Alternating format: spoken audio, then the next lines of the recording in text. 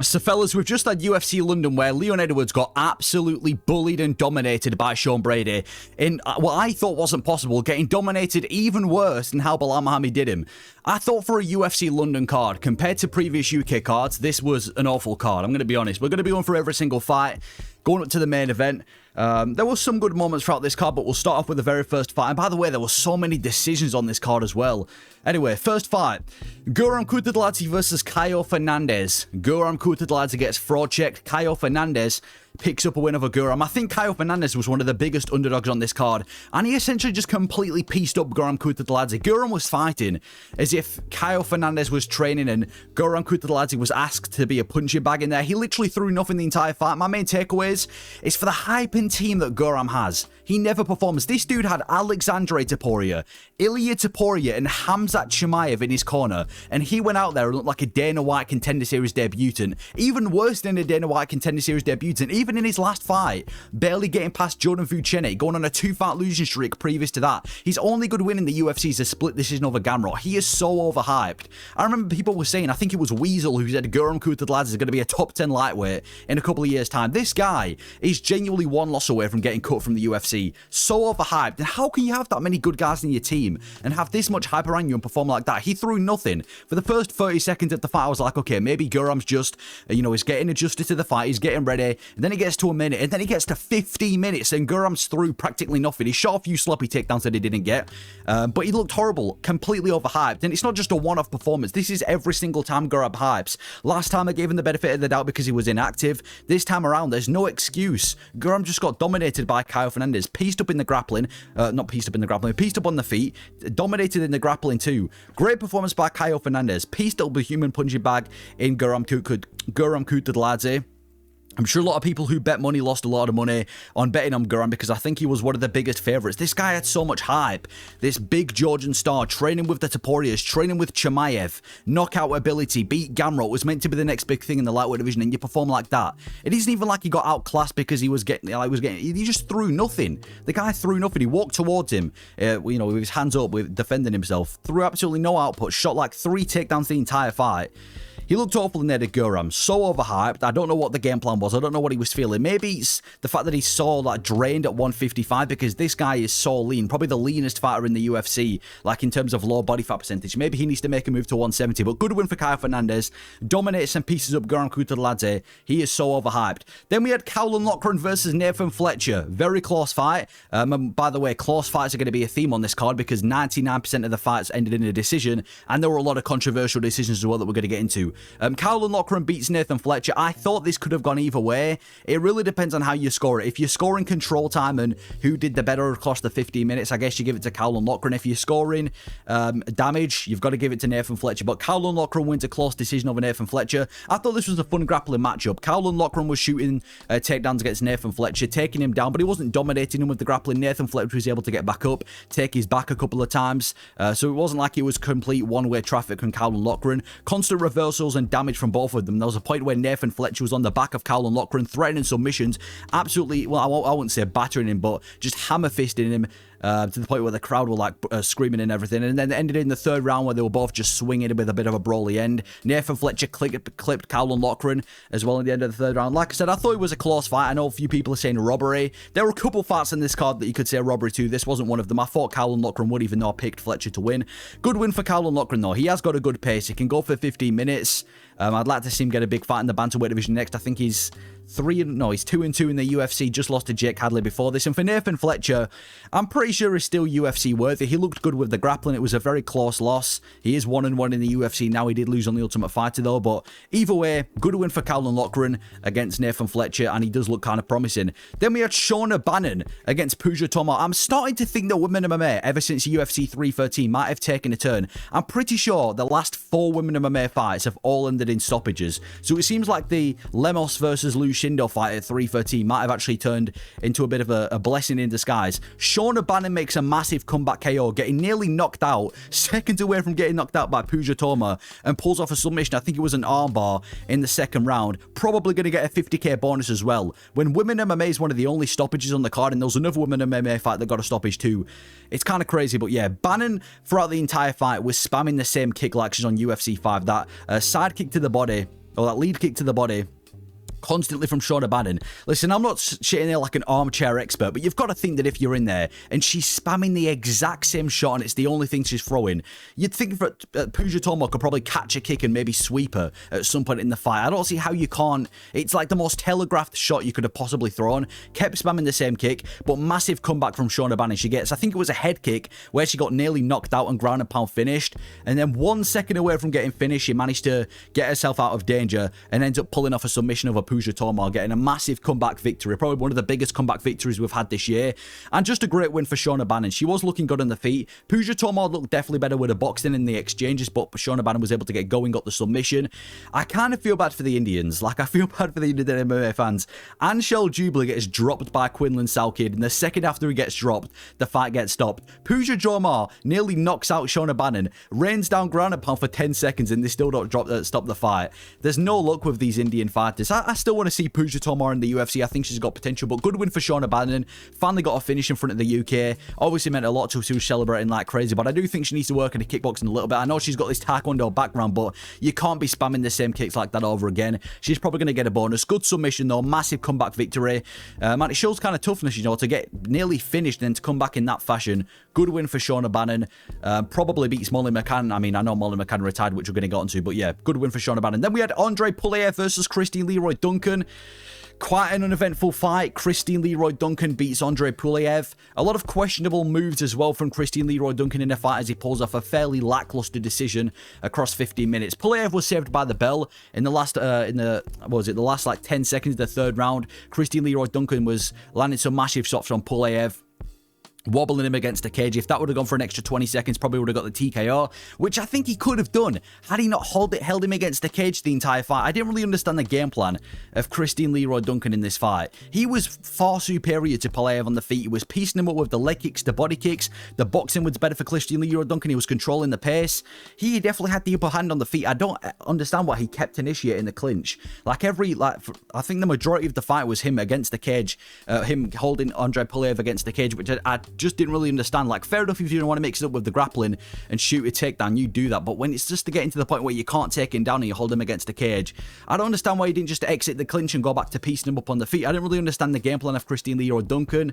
It's hard to be a fan favourite. It's hard for Christine Leroy Duncan to be a fan favourite in the UK when he's having performances like that. I remember his last fight against Gregory Rodriguez wasn't the best fight as well, so I feel like, yeah, I just wish Christine Leroy Duncan displayed his striking more. But I will say this about Christine Leroy Duncan. He does have real potential at middleweight, even though he has got questionable fight IQ, and I know we got, beaten up by Gregory Rodriguez in his last fight. He's talented, man. He's fairly big for the middleweight division, so he's not like, small for the division. He's got decent striking, powerful as well. His wrestling is talented. He has got good ground game. He's shown that in that fight with Ribeiro a few fights ago. I think 1 or 2 more wins and Christine Leroy Duncan could be talking about a shot at the rankings next. He's talented. But yeah, I just didn't really understand the game plan of holding him against the cage. It was quite an uneventful fight because of that. Pulaev, tough fight to debut against. He did get kind of outclassed the entire fight. There was a few times where he came close to taking Christine Leroy Duncan down, but the majority of the fight was just Christine Leroy Duncan piecing up Andrey Pulaev and getting the decision win. Good win for Christine Leroy Duncan. Then we had Marcin Tybura versus Mick Parkin. You wouldn't think these guys are top 15 heavyweights, would you? Marcin Tybura pulls off a very close decision win over Mick Parkin. Another one of the more controversial fights on the card. I thought Tybura won, but again, it could have gone either way. I picked Tybura to win, and he got the win. Marcin Tybura. It's hard to describe this fight because it was operating on 0.5% speed. Mick Parkin definitely won the second round when he took down Marcin Tybura and rained down ground and pound. First and third round could have gone either way. I probably would have given it to Tybura because Parkin had nothing left. My main takeaways from this fight is that Parkin actually has talent for the heavyweight division. I know you might be thinking I'm crazy. I'm not even saying this in like an ironic way, but he actually has talent. He's got good boxing, good leg kicks. His defense, maybe not to the face, like headshots, but his overall defense with leg kicks and everything seems to be all right. And same for takedown defense. His grappling seems to be good too. He's actually fairly well rounded. It's just he has 0 attributes for the heavyweight division. He doesn't have Derek Lewis or Tatu Ivaza power. He has no speed for the heavyweight division. He has no gas tank. It's almost as if you were to create a fighter and put all the eggs into skill and take all the eggs out of attributes. You would get Mick Parkin. 0 athleticism, 0 power, 0 speed, 0 stamina. but he gets it done and he's still in the top 15 of the heavyweight division, but he falls short to Marcin Tybura. It was a bit of a messy fight. In that third round, they both had nothing left. Every now and then, Marcin Tybura would kind of just charge at Mick Parkin in a flurry, and every couple of, every like 15 seconds, he'd land a couple of shots on Mick Parkin, which won in the round. Mick Parkin did manage to take down Tybura, though, which looked good because we know Tybura is a kind of a grindy grappler, so I just don't understand. I just don't really get the future of Mick Parkin from now on. I can kind of see Mick Parkin being one of these fighters like a Romanov or Nascimento, where he stays between that top 10 to top 15 range, and I can honestly see him get cut from the UFC. We know how the UFC are treating these heavyweights, cutting these heavyweights from the UFC. I feel like for Mick Parkin, if he doesn't really put together a few wins, I think we could be talking about Mick Parkin getting cut from the UFC. Maybe I'm thinking about it too much, but I just don't understand what he kind of brings to the heavyweight division. I want him to succeed, but the guy needs to change. I don't know. Maybe it's his conditioning. Maybe it's his diet. I just want to see it Mick Parkin come with a lot more. I want to see Mick Parkin with a lot more of an athletic preparation next time. Anyway, Mick Parkin ends up falling short to Tybura. Tybura's like the Neil Magny of the heavyweight division. He's just a gatekeeper now. He's going to keep people out of the top 10. He did it to Denise. He did it to Mick Parkin. But you put him against anybody with talent in the heavyweight division and he's losing. So Tybura, perfect gatekeeper. Give him Pavlovich next. Give Pavlovich a highlight reel to get back in the top 5. But yeah, you wouldn't think these two guys are top 15 heavyweights in the world. These guys are the two of the top 15 best heavyweight fighters on planet Earth right now. You wouldn't believe it. Good win for Marcin Tybura, shutting down Mick Parkin. I picked Tybura to win. Then we had Kavanagh versus Felipe de Santos. Definitely was kind of trippy to see Kavanagh and Felipe de Santos and how quick they were after that heavyweight fight. I don't know why I keep calling him Kavanagh. I don't know why I put De Santos by decision. That was a mistake. Kavanagh won the decision. Against Felipe De Santos, I thought this was an amazing fight. Definitely one of the best fights of the card. I wouldn't be surprised if they get a bonus. It was so technical, was this one. Very evenly matched, so high pace and technical. Fairly evenly matched on the feet. Felipe De Santos landed a good shot on Kavanagh in that first round. Kavanagh's so quick for the flyweight division. He's rapid. I remember there was a time, I think he was in that third round where they were both just brawling, and Kavanagh looked absolutely rapid. Probably one of the fastest fighters in the UFC. But the main takeaway was the grappling of Kavanagh. Absolutely dominated Felipe De Santos with the grappling, took him down, and he was actually busy with the grappling too. Didn't just lay and pray with him, was actively slashing down ground and pound, throwing down elbows. Felipe De Santos was busy on ground while he was on the ground as well, throwing up elbows too. It was a fun grappling matchup, both of them raining down ground and pound, bunch of blood. Felipe should have had a point taken away from him though, I feel like. There was multiple times in this fight where Felipe was fouling. There was, I think it was a back of the head shot multiple times, spine shots, grabbing the cage. I think there might have been an eye poke or some other foul as well. Multiple different fouls committed by Felipe De Santos, so it would have been good to see him get a point taken away, but obviously the UFC need to sort their judging system out because I can see this being a problem for ages. But anyway, Kavanagh, this guy's got crazy potential for the flyweight division. He's kind of like the next generation of these flyweights, like a Joshua Van, one of these young, hungry, I think he's undefeated too, coming up in the flyweight division. He's got crazy potential. One more win and I think he'll be ranked. Quick, well-rounded. Kavanagh's got a great potential in the flyweight division. I can't wait to see what he does next. I honestly think he could be top 10, maybe even top 5 for the flyweight division. I know I'm talking too soon, but Felipe De Santos is he's a tough fighter to debut, well, for your second fight in the UFC. And he went out there and made it look pretty comfortable. The striking was even, but the grappling of Kavanagh looked impressive. Good win for Kavanagh. Then we had Jai Herbert versus Chris Padilla. Probably the worst fight on the card. Chris Padilla gets a decision win. I picked Padilla to win this fight. Yeah, awful lightweight fight. It wouldn't surprise me if Jai Herbert gets cut from the UFC. Jai Herbert has to be one of the most boring fighters on the roster right now. He's like Leon Edwards, but more boring, and he trains with Leon Edwards too. He's allergic to fun fights. This fight was one of the worst fights I've ever seen. That fight with Ferezian was awful. The fight with Topuria wasn't a barn burner before he got knocked out and before he dropped him with a head kick. His last fight with Padilla was, I guess, okay, but nearly every single time that Jai Herbert fights, it seems to be a boring fight. His fight with Ludovic Klein sucked too. I just can't. I had no excitement for Jai Herbert. He brings nothing to the UFC. He's not consistent. He's a win-loss fighter, but he loses more than he wins. It wouldn't surprise me if the UFC cut him from the UFC. What does he bring? Entertainment? No. Personality? No. Fun fighting style? No. Consistency? Potential prospect? No. So I wouldn't be surprised if Herbert gets cut from the UFC. Super boring to watch. I don't know why Padilla fought so hesitantly as well. He was on the back foot the entire fight. He still got the win at the end of the day, but for a guy that's got a heavy grappling base, it would have been good to see him put a bit of a pressure on Jai Herbert, who has zero danger at all.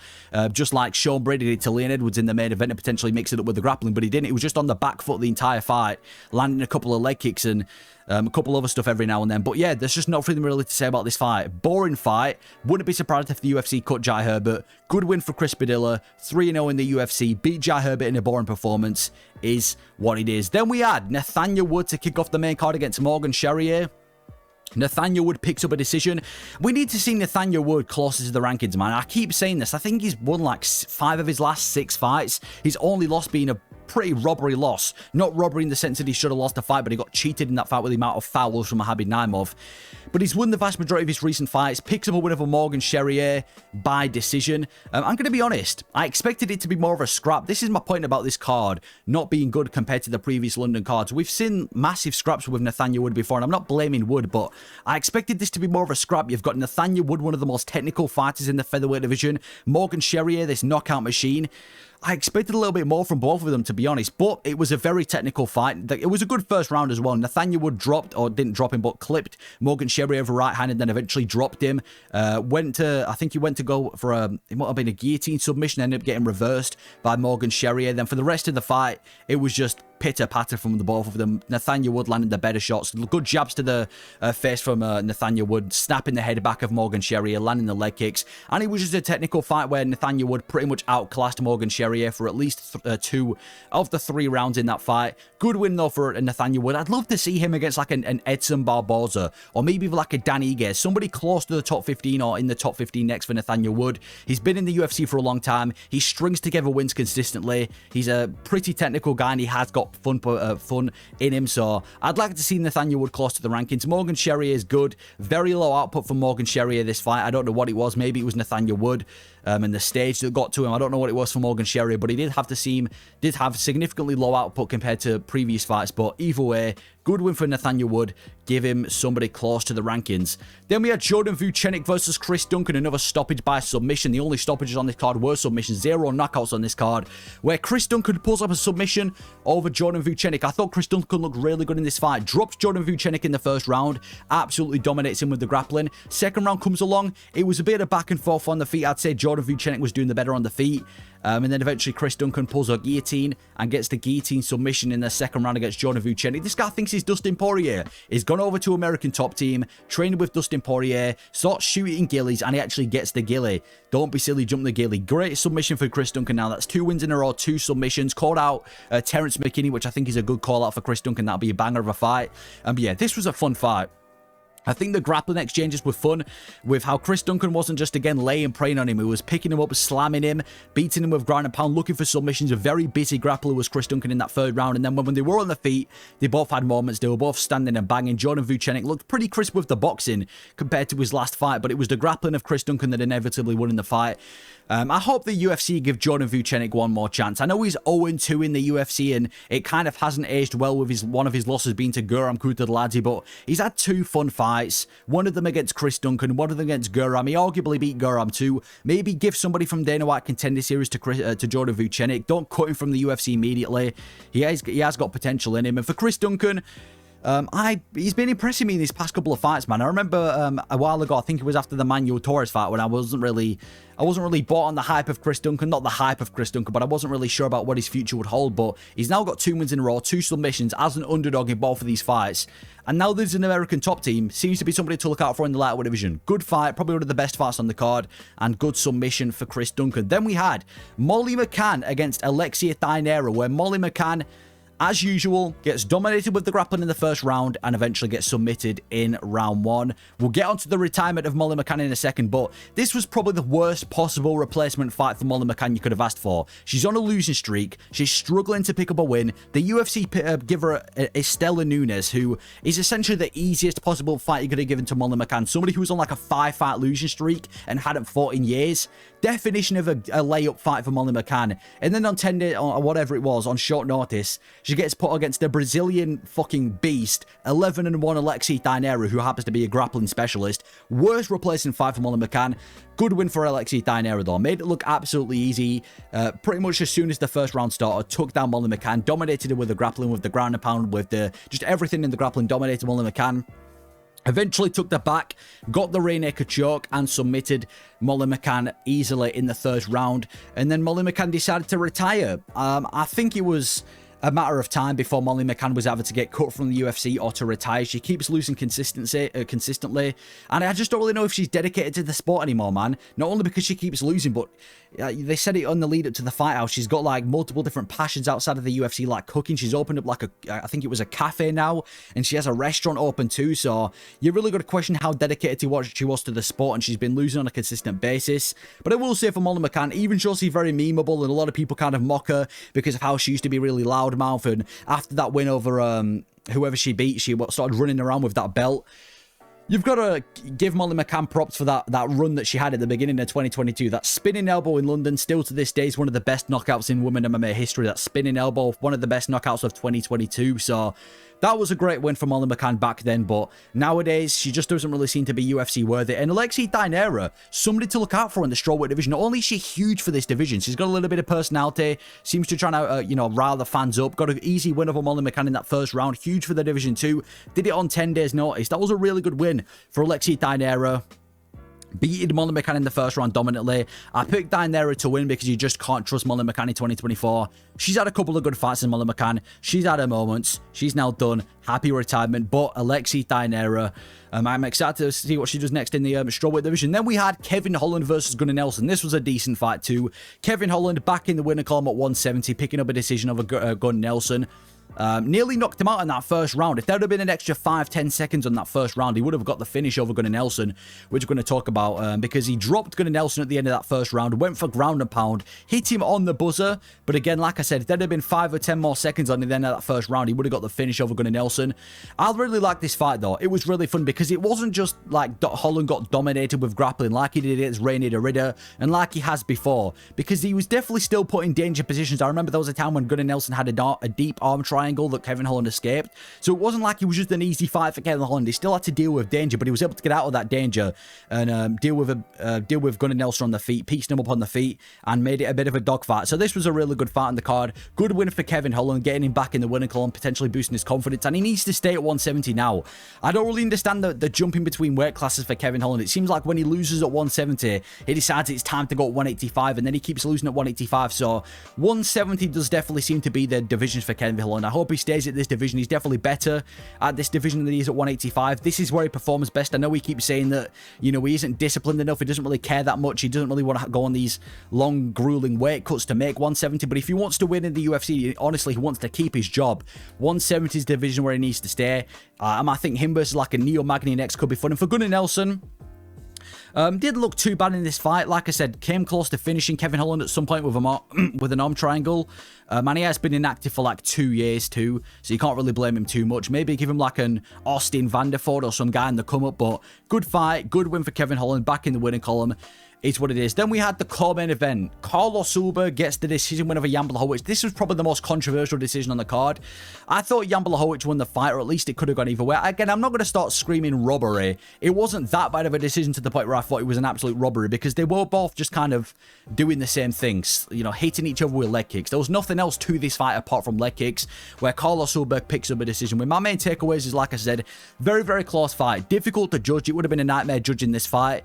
Could have gone either way. It was essentially just them two leg kicking each other back and forth. Carlos Ulberg would land a leg kick, and then Jan Blachowicz would put in the pressure to Carlos Ulberg land a leg kick. I do think Jan Blachowicz was doing the better with the leg kicks. He did seem to be doing a lot more damage and affecting Carlos Ulberg a lot more than Ulberg's leg kicks, but either way, could have gone either way. It was quite an underwhelming fight though. The way they were selling this fight as if it was going to be an absolute barn burner, Polish power versus this finishing machine in Carlos Ulberg, and that just wasn't really the case. It looked like a bit of a sparring match, to be honest. You could have put this in some sort of gym. You could have put this in a UFC PI and like recorded it on an iPhone, and I would have thought this was a sparring match. It didn't really seem like they were, trying to go for the kill or anything in this fight. Tons of leg kicks and just quite a danger-free approach by both of them, to be honest. Carlos Ulberg didn't really want anything to do with the boxing of Jan Blachowicz. Carlos Ulberg's approach in this fight tended to be just leg kick, go on the outside and avoid the danger of Jan Blachowicz, go for a leg kick, land a jab, run on the outside, keep on the back foot, land a leg kick, jab. That just seemed to be the approach of Carlos Ulberg. There was never any urgency to maybe get a finish or land a big shot against Jan Blachowicz, and he called for a title shot. You can't be getting a title shot over that. That's two kind of, I'm going to be honest, lackluster performances for Carlos Ulberg, where he picks up a decision, but not in the most interesting fashion, and it was a very, very controversial decision too, so I think we do Carlos Ulberg versus Yuri Prochazka next. And you've got to feel for Jan Blachowicz, man. It seems like every time Blachowicz loses, apart from the Glover Teixeira loss, it's by some sort of controversial decision. The Ankalaev fight was a draw. The Alex Pereira fight could have gone either way. This fight with Carlos Ulberg was even closer than that, and that could have gone either way. You've got to think for Jan Blachowicz, had there been a couple other judges there, he could have had a completely different career right now. He might even be the light heavyweight champion for all we know. So, yeah, it was what it was. Carlos Ulberg gets the decision win over Jan Blachowicz. Give him your Prasker. If he can beat Yuri, give him a title shot, but you can't be handing out a title shot after that. Seemed a very danger-free approach from Carlos Ulberg. Quite an underwhelming fight, to be honest, which again is one of the reasons why I thought this was a bit of a shit card. And yeah, good win for Carlos Ulberg, I guess. And then we had the main event. Sean Brady submits Leon Edwards in that third round. Or you thought what Belal Muhammad did to Leon Edwards was bad. Wait until you see what Sean Brady did. Sean Brady dominated Leon Edwards in this fight badly. He was landing the better shots with the boxing. He was dominating him with the wrestling. He was beating him with the ground and pounder to put the cherry on top of the performance. Gets the submission over Leon Edwards. Sean Brady's legitimized himself into an actual title challenger now. Absolutely dominated Leon Edwards. Worse than Belal did. And this kind of makes Usman and Colby Covington look even worse, because after Leon got dominated by Belal, it was, you know, maybe Belal's just that good and Leon's an amazing anti-grappler that beats every other grappler. But after Brady does that, he looks like a legit title contender now in the UFC to Sean Brady. I don't know if we're giving him an immediate title shot, because obviously we've got JDM versus Belal in UFC 315. You've got Shavkat, who you imagine is next. You've also got Joaquin Buckley and maybe Makhachev, who wants to move up. So I don't know if moving up to the title, if getting an immediate title fight is next for Sean Brady. But one thing I will say is this welterweight division is starting to get interesting. Shavkat, JDM, Buckley, Brady, newly crowned champion Belal, and potentially Makhachev. This has potential to be one of the best divisions in the UFC, but Brady just absolutely dominated Leon Edwards. The first round was definitely the closest. Leon was able to keep the fight on the feet for the majority of the first round, landing a couple of good body kicks and elbows on Sean Brady. But even then, in the first round, Sean Brady was landing good shots with the boxing in that first round. But yeah, eventually just dominated him, took down Leon Edwards pretty comfortably. Like I said before, even worse than Belal Muhammad, because at least in the fight with Belal Muhammad, Leon Edwards, he didn't really get beaten up with the ground and pound too badly. He didn't really get battered on the feet. He actually managed to reverse Belal Muhammad and put him in danger a few times in that. I think it was the 4th or the 5th round, and made it to the scorecards. Whereas in this fight, Sean Brady just beat him everywhere, on the feet, with the wrestling, with the ground and pound, with the submission. First guy to finish Leon Edwards in his MMA career too. Massive performance from Sean Brady. And it's got to be tough for Leon Edwards now. 2 UK main events in a row, one in a pay-per-view, one in a fight night, against guys from USA, or technically Palestine for Belal Muhammad. Gets dominated in both of them in embarrassing fashion. It's a tough spot for Leon Edwards now. He's probably not going to be getting a title fight ever again, because the UFC aren't going to be pushing him anymore. I say we give him a striker like maybe the winner of Carlos Prates and Jeff Neal. You've got to give Leon a striker now. We can't just keep feeding him grapplers. Give Leon a striker in like you know, some main card of a pay-per-view. But for Sean Brady, give him a #1 contender fight. Genuinely looks like a title challenger, and I genuinely think he's got potential to beat Belal. I know he's lost to Belal before he got finished, but since losing to Belal, he seems to be completely different. Submitted Leon Edwards, submitted Kelvin Gastelum, comfortably beat Gilbert Burns. He's like a Belal Muhammad if he had, you know, equal the wrestling, equal the striking, but even more submission threat. Great win for Sean Brady. Dominating loss for Leon Edwards. I don't really know what's next for Leon, but you've got to imagine it's going to be in a tough career spot for him. But that's my thoughts on UFC London. I didn't think it was that good of a card compared to previous UK cards, but let me know your thoughts on this card, what you thought of it. Thank you for watching.